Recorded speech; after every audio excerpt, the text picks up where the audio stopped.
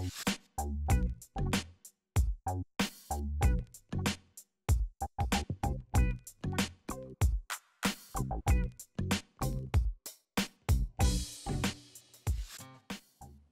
tout le monde, bienvenue dans ce nouvel épisode tricot. Moi c'est Paulina, je suis ravie de vous retrouver pour ce vlog, mi-vlog, mi-podcast numéro 26 sur ma chaîne. Ça me fait super plaisir de vous retrouver. Je sens que ça fait longtemps, mais en fait, donc je vais vous faire une petite introduction de cet épisode-là. Lors du dernier épisode, je vous avais dit que j'aimerais bien commencer le format vlog. Mais en fait, en faisant le montage des toutes premières vidéos, je me suis rendu compte que je partais un peu dans tous les sens et que j'avais du mal à suivre un fil rouge. Donc, il y aura une partie qui va être en format vlog, comme j'ai pu filmer.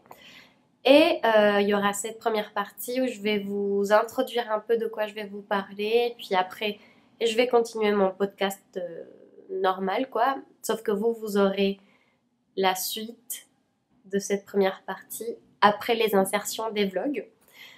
De toute façon, ça va pas être un épisode long parce que, en fait, en filmant par-ci par-là, je me suis rendu compte que je dis beaucoup moins de choses, mais je m'éparpille beaucoup plus. Alors que je pense que un fonctionnement qui est plus adéquat pour moi, c'est plutôt de venir vous voir avec beaucoup de choses à dire. Et c'est ça qui, moi, me permet de rester un peu concise. Mais bon, on va voir pour les fois d'après parce que je vous disais que le format vlog me correspondait un peu mieux actuellement. Donc bon, à voir comment ça se passe. Mais en tout cas, j'espère que ce sera plutôt clair pour vous. Et bon, si vous avez des questions, vous pouvez me les poser en commentaire. Je suis toujours ravie de vous répondre. Voilà. Alors, j'ai coupé mes cheveux, donc vous aurez aussi deux coupes sur cet épisode-là. Donc ne soyez pas étonnés. Et puis j'ai la voix prise parce que je suis enrhumée et je suis malade depuis à peu près 10 jours. Ça passe pas et c'est hyper fatigant, donc c'est aussi pour ça que cet épisode-là il va pas être long.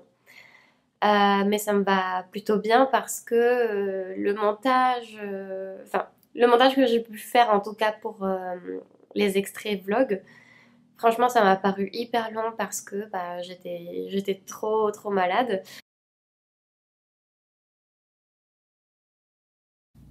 Pardon. Et puis j'ai pas pu trop tricoter. Donc bon, voilà. Alors, je vais juste amener un tricot que j'ai oublié et j'arrive tout de suite. Alors, sur la première partie de l'épisode, je vais vous parler, mais bon, vous le verrez. Oups, la lumière. Ah, là c'est trop blanc. Peut-être que là c'est mieux.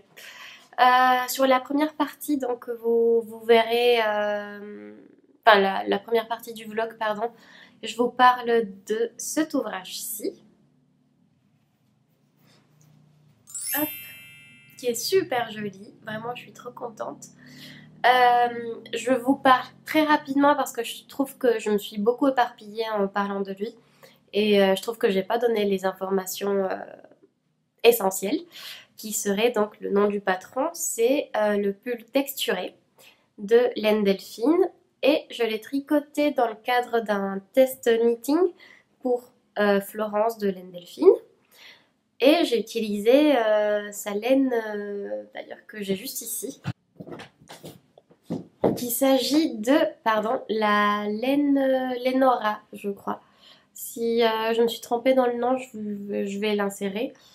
Dans ce coloris-ci, je vous ai parlé un peu plus précisément aussi lors de l'épisode 25. Ou pas, je sais plus. Mais bon, bref. En tout cas, vous aurez toutes les infos là écrites sous la vidéo. Et donc voilà, je vous disais, je l'ai fait dans le cadre d'un test knitting et j'ai fait la plus petite taille. Voilà, donc je vous laisse pour la suite, enfin pour les vlogs où je parle vraiment plus en détail de ce pull sans manches. Salut tout le monde, bienvenue dans ce premier vlog où je vais vous parler très ponctuellement d'un truc en particulier. Donc vous aurez la compilation de chaque petit extrait. Donc je vais aller droit au but, ce qui change un petit peu. En fait, je voulais vous parler du pull sans manches que je tricote. C'est un test knit pour Laine Delphine. Et en fait, je voulais vous montrer, bon, j'arrive vraiment bientôt à la fin. Je voulais juste faire cet extrait-là pour vous montrer à quel point les cottes peuvent resserrer un ouvrage. Donc là, j'ai fait le col, les cottes du col. Franchement, ça a tellement changé parce qu'il faut considérer que c'est bizarre. Bon, il faut considérer que en fait, avant qu'il y ait les cottes, le pull sans manche, il était ouvert comme ça, quoi.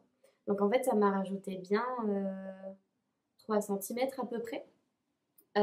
Donc c'est juste un truc à prendre en compte lorsqu'on fait un ouvrage et qu'on nous demande d'ajouter les cotes après coup. Enfin bon, normalement c'est comme ça de toute façon. Mais bon, je voulais juste vous montrer donc l'avant. Enfin, pas l'avant, mais avant de relever les mailles ici sur les emmanchures pour que vous ayez une petite idée de ce que ça va donner avant et après. Et puis en fait, sur le patron, on nous conseille de faire cette étape-là, donc de finir les cotes du col et des emmanchures, pour ensuite décider de la hauteur finale du projet, parce que c'est vrai que moi, je l'ai essayé tout à l'heure, et bah tiens, je vais l'essayer comme ça, vous pouvez voir.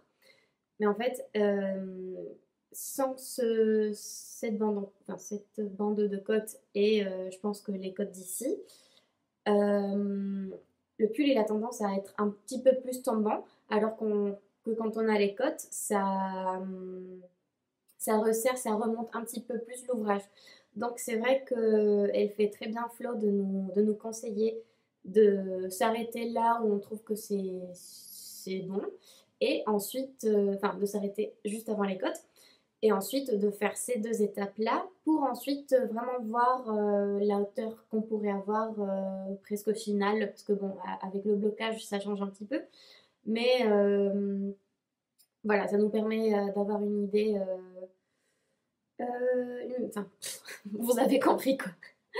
Donc, je vais me changer et comme ça, vous pourrez voir.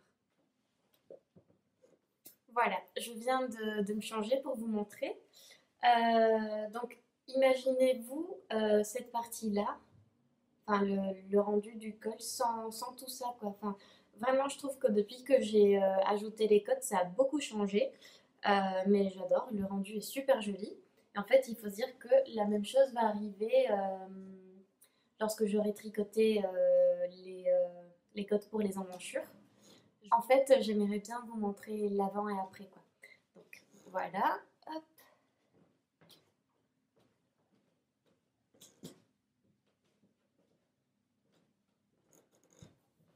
Et donc après, je vous montrerai comment ça donne avec les cotes.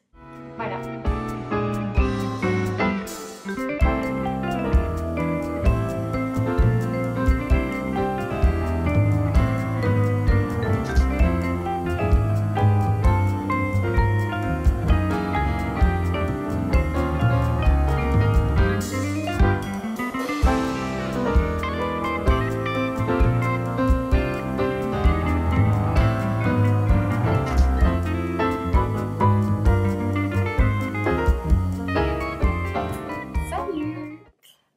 Donc là, c'est encore un petit extrait juste pour vous montrer l'ouvrage terminé.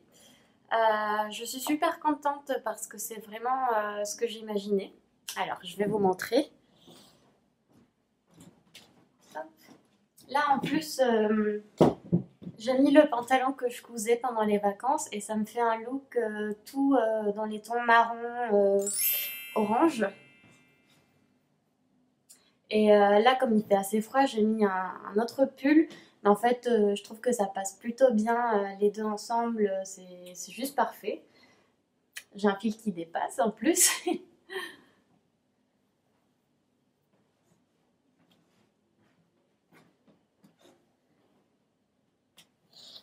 Je fais juste un zoom, comme ça vous pouvez vraiment le voir bien. Et puis après, je vous dis, enfin, je finis de vous parler de ce pull sans manche.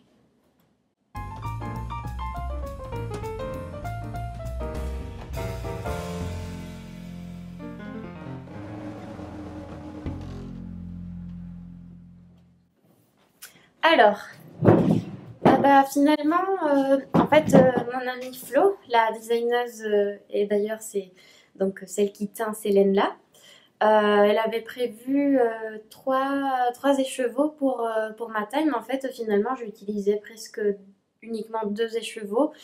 Je crois que j'ai pesé le pull et il fait 205 grammes. Donc, avec deux écheveaux, enfin, c'est vrai que, genre, si vous voulez avoir des cottes en couleur contrastante, je pense que 200 grammes suffisent largement pour tout le corps et ensuite vous pouvez faire les cottes avec une couleur contrastante, ça peut être assez joli. Donc en fait voilà, les trois écheveaux c'était, enfin il y en a un de trop et puis j'ai un beau reste de l'autre pelote. Mais bon, je me suis dit que peut-être une écharpe ou quelque chose assorti pourrait être sympa. Et donc là en fait vous voyez la différence entre le tombé que ça pouvait avoir avant que je fasse les cotes. Et avec les cotes, ça change complètement. Bon, vous avez l'extrait juste avant ça. Donc vous avez bien en tête à quel point c'est ouvert là. Mais en fait, on vient vraiment fermer tout le long avec des cotes. Moi, je vous avoue que je suis pas super forte pour relever des mailles. Donc il y a des endroits où c'est pas très joli, je trouve. Il y a un côté où j'ai bien fait, de l'autre pas trop. Je crois que c'est de ce côté où c'est un tout petit peu irrégulier, mais bon. Puis là, en fait, enfin, si vous voulez vraiment que ce soit propre, propre, autant là ça va, je trouve que c'est très droit, mais c'est plus à ce niveau-là où j'ai eu un petit peu de mal. Mais très honnêtement, ça se voit pas tant que ça. Le seul endroit, moi, où c'était un tout petit peu compliqué, c'était là.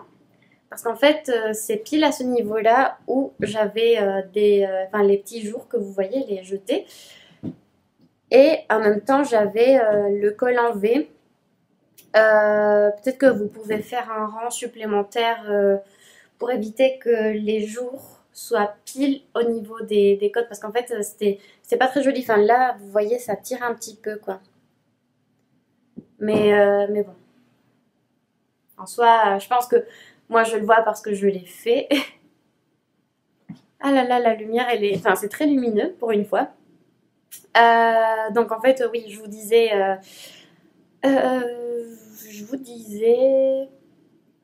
oui, donc que peut-être pour éviter cela, vous pouvez bah, faire soit un rang supplémentaire, comme ça, vous évitez que les jours soient au niveau du V des côtes.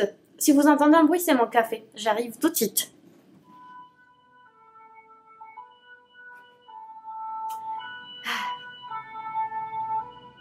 Voilà. Je viens de me faire un petit café pour l'après-midi. Bref, et donc, bon, je vous parlais de ça. Après, je sais pas si les autres testeuses, elles ont eu la même galère. Enfin, c'est pas une galère, mais enfin, je sais pas si en fait, elles, par rapport à leur taille, elles étaient à ce niveau-là, j'en doute. Mais en tout cas, pour moi, ouais, ça arrive pile poil à ce niveau-là. Mais vous pouvez vous débrouiller pour que ce soit pas très dérangeant. Enfin, moi, maintenant que je l'ai dit, on le voit. Mais sinon, je trouve qu'on ne le voit pas. Je vais m'éloigner à nouveau.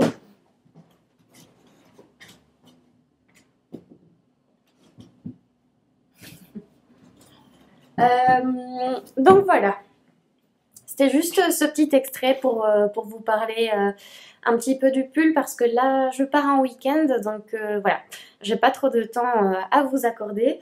Là pour ce week-end j'ai prévu de tricoter juste un tube de chaussettes et j'aimerais bien me lancer dans un béret parce que j'ai une tricopine du tricoté des samedis, donc c'est pas le tricoté ni le tricot bière, c'est bon bref, peu importe. C'est une copine qui tricote, qui fait les décorations à Vincennes. Je sais pas si vous avez vu, je sais pas si c'est crocheté ou tricoté, j'ai un doute. Mais bon, en tout cas, c'est un collectif. Enfin, je sais pas si c'est un collectif. Mais bon, en tout cas, c'est des volontaires qui, qui se sont portés, bah, des bénévoles qui se sont portés. Enfin, bref, vous avez compris. Non, vous avez peut-être pas compris. Je reprends. Alors, c'est une amie du tricoté qui tricote pas mal de bérets. Elle a dit que elle en a de toutes les couleurs, avec, enfin, voilà, des laines diverses. Et j'ai essayé son béret et franchement ça m'a plu. Donc j'aimerais bien m'en tricoter un. Donc je pense que si j'ai le temps ce week-end, je vais commencer mon béret, mais j'en doute. Mais bon, je prends la laine au cas où et les aiguilles au cas où, on sait jamais. Voilà, donc avec, enfin si j'ai réussi à avancer, en tout cas je pourrais vous faire un avancement de mon petit béret. Voilà, je vous laisse. Alors, on se retrouve donc pour la suite de cet épisode. Donc, je vous ai parlé du pull texturé et maintenant je voulais vous parler du petit Henri et de la tenue que je lui ai tricotée. Alors, le patron préconise... Ok. Le patron préconise un pantalon. Donc, c'est pas du tout le pantalon du livre, hein. Et il préconise aussi un pull avec un col roulé et des manches longues.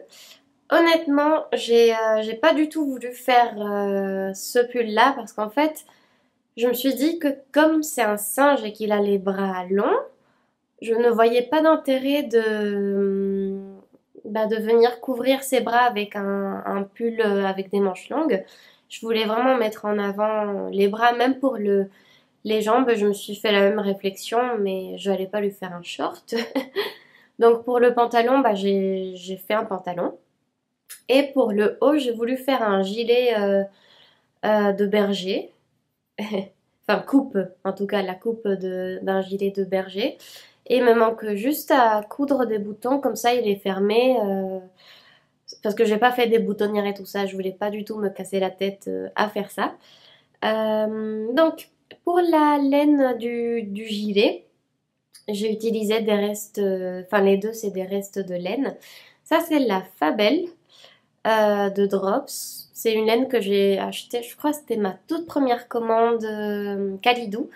Donc je pense que je l'ai tricotée en 2022 ou peut-être 21 ou peut-être 20 même, hein, je sais pas trop. Il me restait vraiment ça. Tout ce que vous voyez ici, c'est ce que j'avais. Puis même ici, j'ai dû ajouter, ça se voit, un fil supplémentaire pour pouvoir finir de faire mon mi-cord.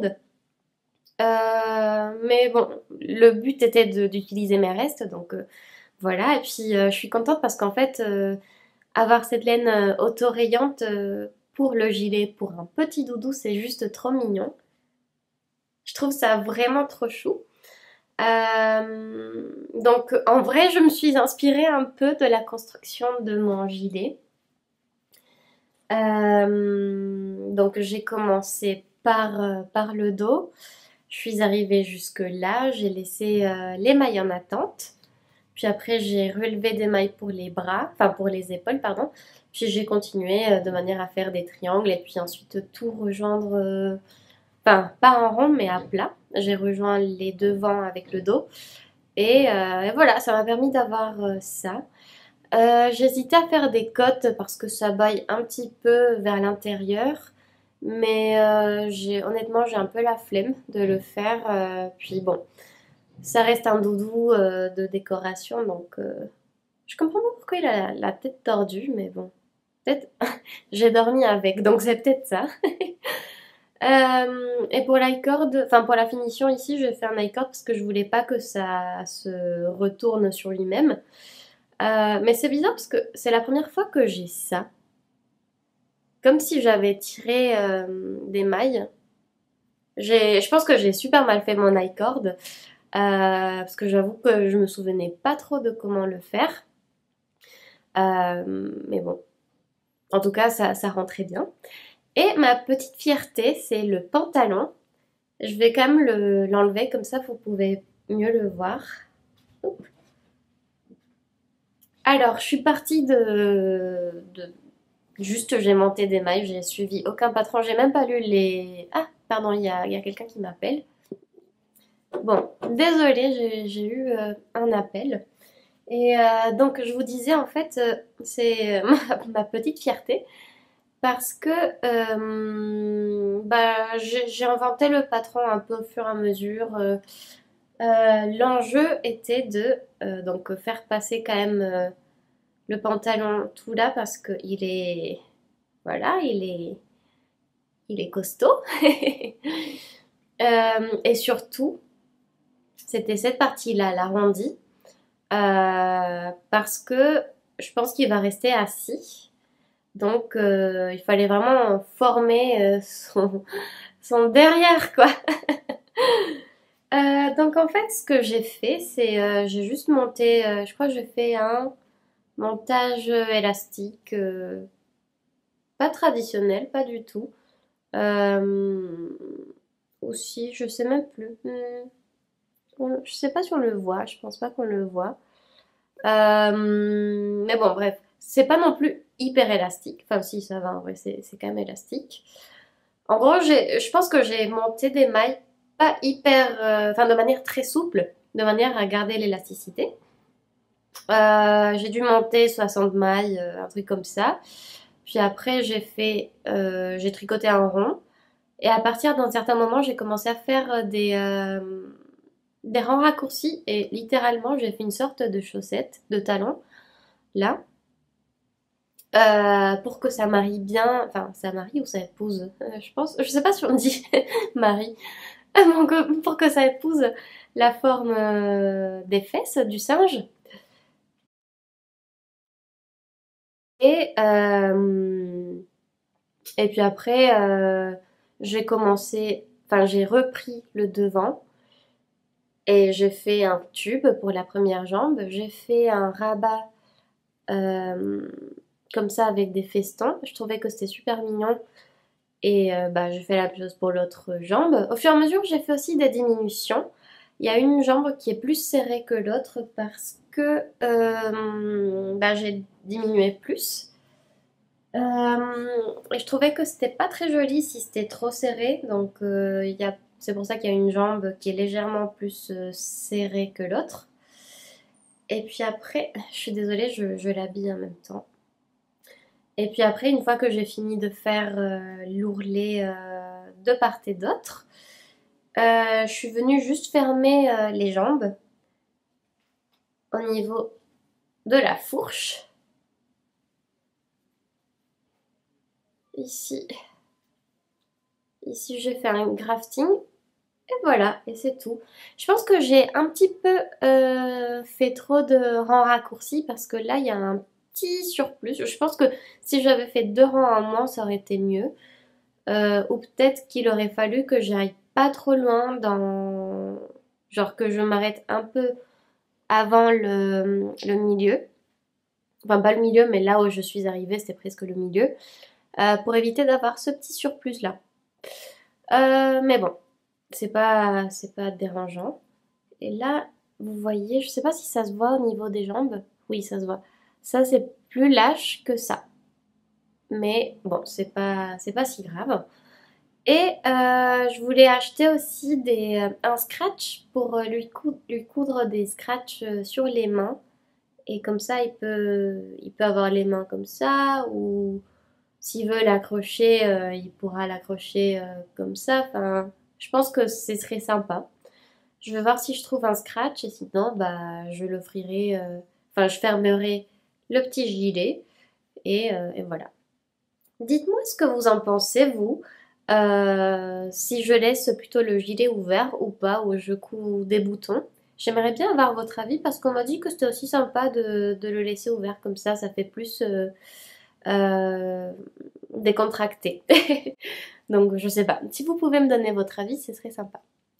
Bon, du coup c'est tout pour Henri. C'est, je pense, la dernière fois que vous allez le voir. Maintenant je vais, enfin une fois que j'aurai pris la décision, à travers vos retours, je vais l'offrir. Et je pourrais aussi faire les photos sur Insta, notamment parce que j'ai pas envie de l'offrir et de pas garder de traces. Voilà. Donc, n'hésitez pas à me dire ce que vous en pensez. Ensuite, bon là, du coup, c'est les projets en cours. J'en ai juste deux. Donc là, c'est vraiment une toute petite paire de chaussettes. Là, j'essaye en fait de tricoter tous les projets que j'avais laissés un peu de côté.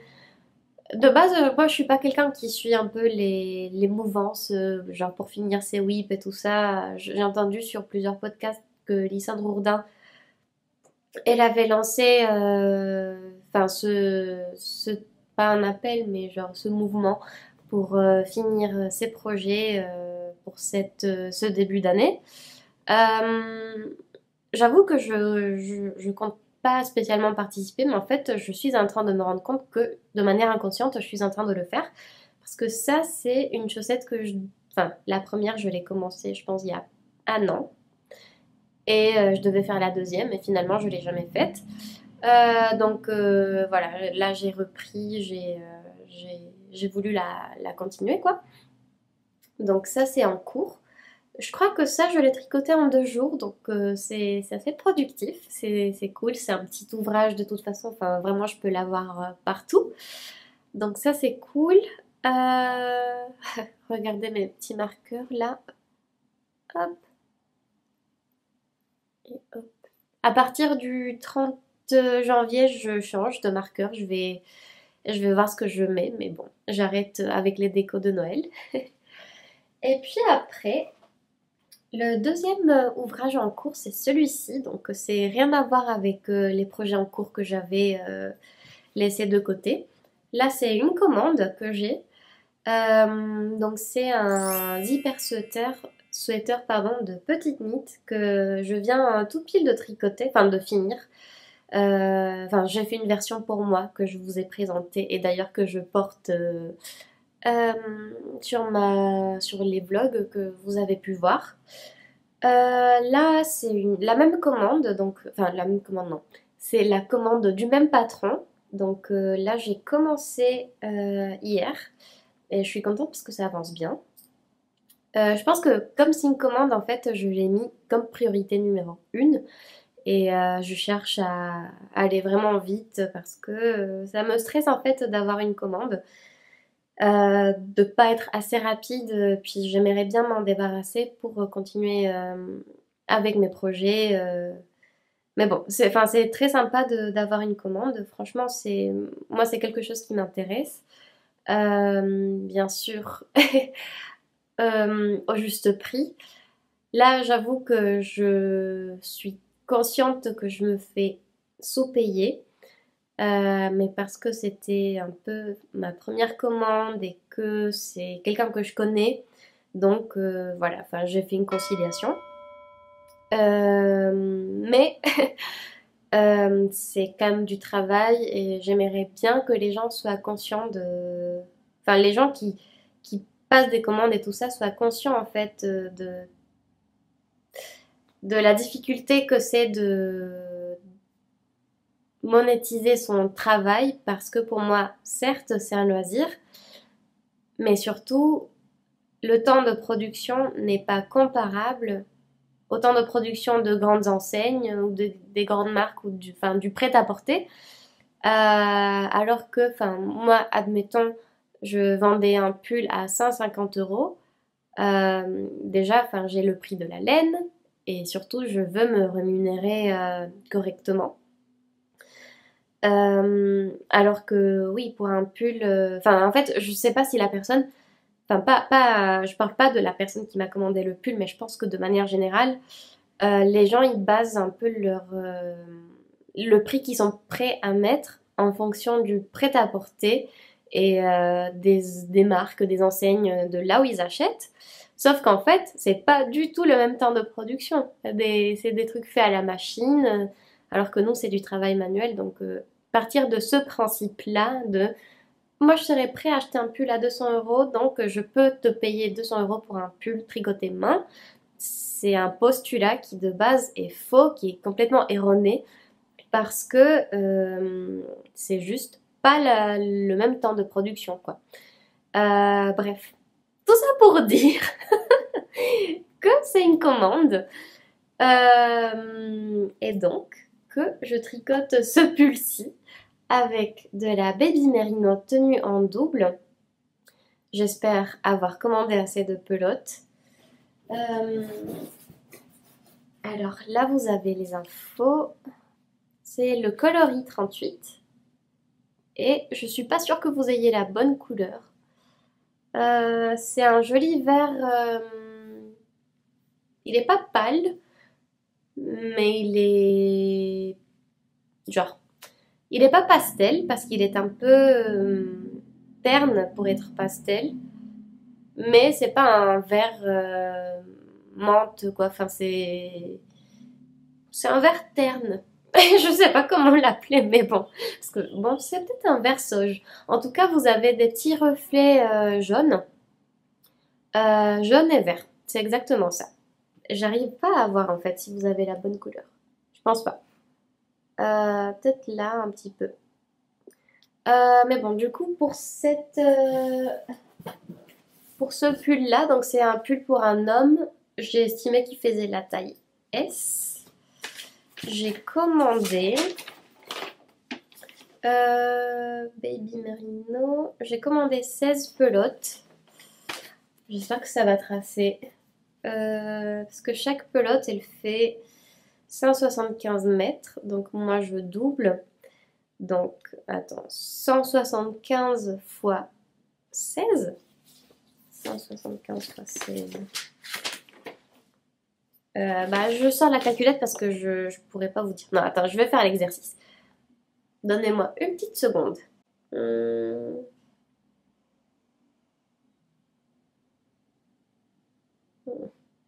J'arrive pas.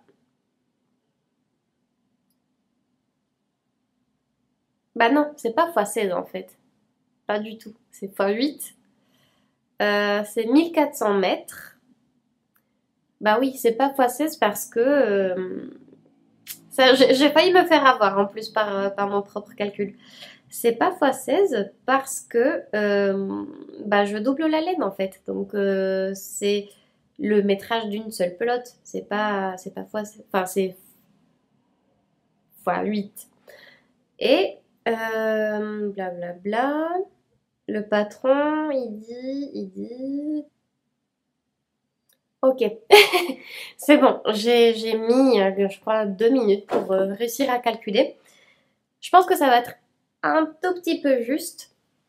Mais du coup, je vais surtailler. Je vais mettre une taille d'aiguille supplémentaire.